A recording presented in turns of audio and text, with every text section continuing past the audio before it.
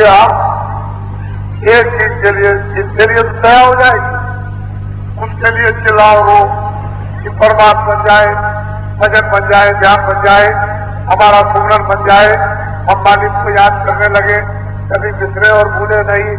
और फिर ये इसलिए तो आपको स्थान बताए, नाम बताए, उसके रूप बताए कि आप उन सबको अपना पक्का कर लो और कभी भी उठते बैठते सोते चलते फिरते खाते पीते कि आप भूलो नहीं। जब आप भूल गए तो समझ लोगे अब करते रह गए, फिर कुछ नहीं होता है।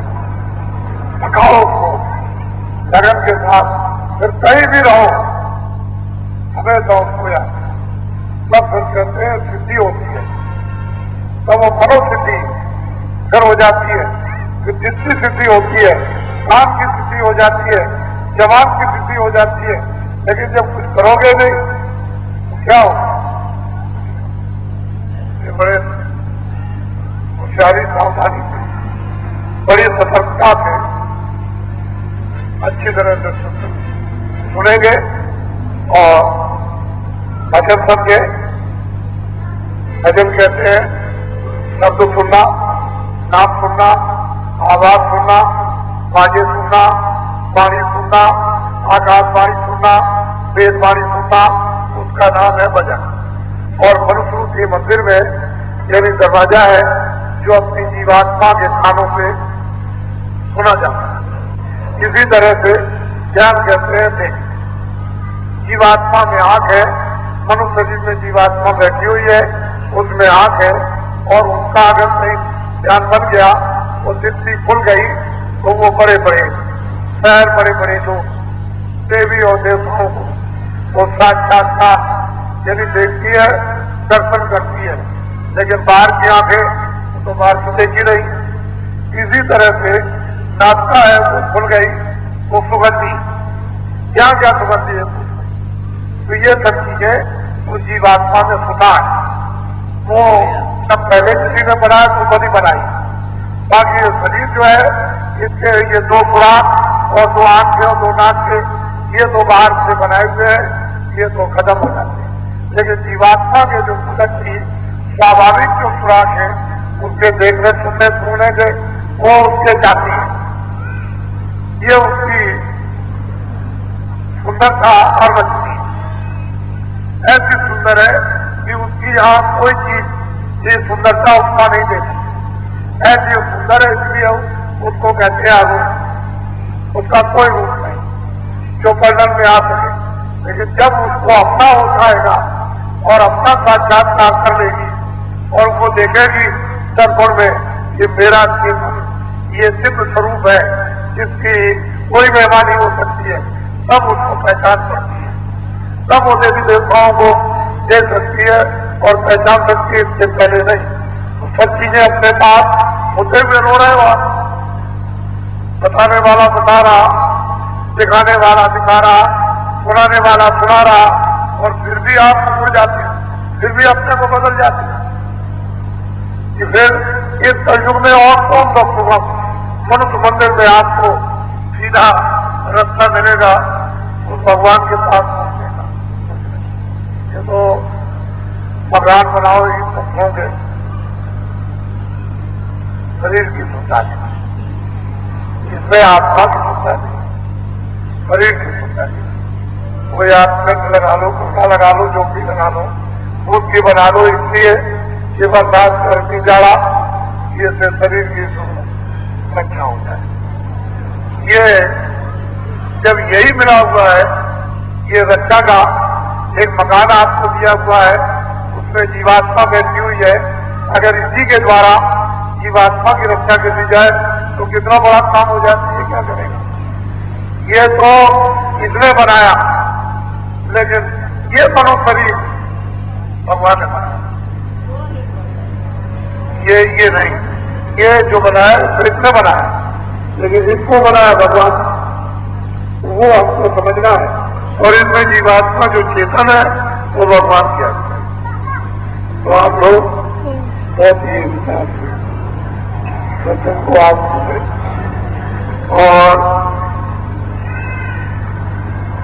जो आपको सुनाया जाएगा एक ही शर्त में हृदय आपका खत्म कर दिया जाएगा। हृदय कभी मत करो।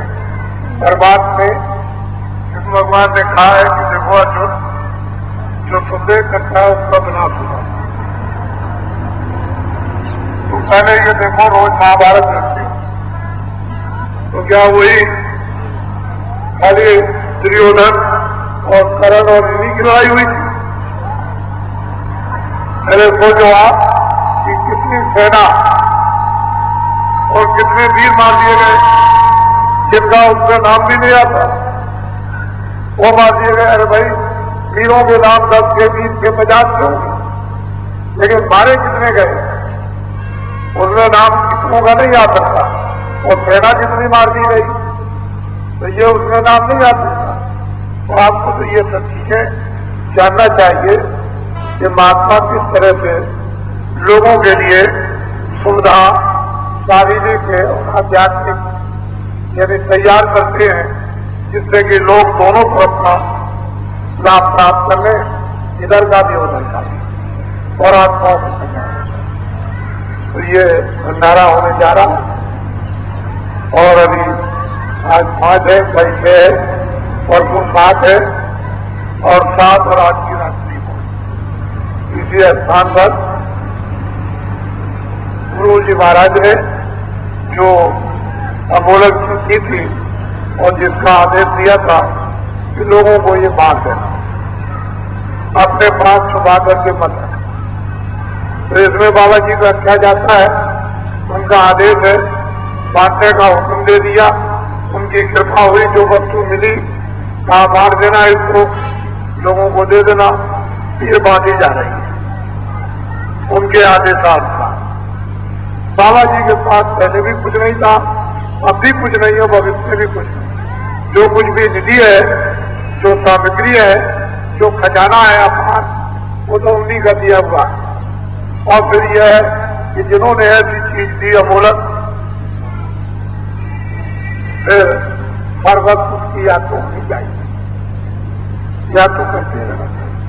ये कहोगे नहीं, भजन नहीं करना पड़ता, ध्यान नहीं करना पड़ता, सुमरन नहीं करना पड़ता, संसार को समझना नहीं पड़ता, ऐसी बात नहीं।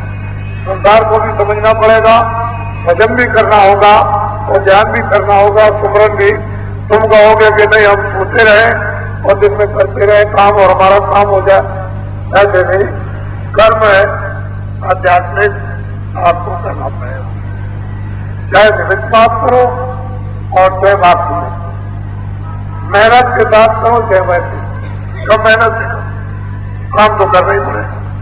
सबने किया, जो पूरे आए ऊपर से उतर करके जो आए, उन्होंने भी भजन किया, उन्होंने भी ध्यान किया और उन्होंने रात रात लगाई, 12-12 घंटे, 14-14 घंटे, 15-15 घंटे उन्होंने भजन किया।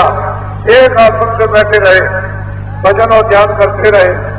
ऐसा नहीं है कि पूरे भी आते हैं उनको भी करना, और जो पूरे नहीं होते हैं यहाँ पूरे बनाए जाते हैं उनको भी करना, उनको भी करना पड़ता, और जो पूरे नहीं बन पाते हैं उनको भी करना, क्योंकि ताकि आगे का रास्ता उनका हमेशा के लिए धीरे धीरे तोड़ यानी मजबूत होता चले। एक सीढ़ी बन गई तो कल 2 भी बन जाएगी। इस तरह से चढ़ाई कुछ समय बाद हो जाएगी, भजन तो करना ही पड़ेगा, उसके बगैर।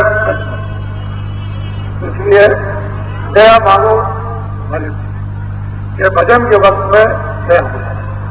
और हमारी चढ़ाई, हमारा खिंचाव नाम के द्वारा, शब्द के द्वारा आसानी से हो जाए।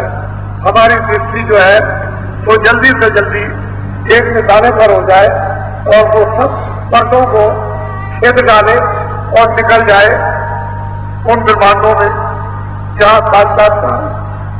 तो इसलिए दया को माननी है आप बगैर उसके पास।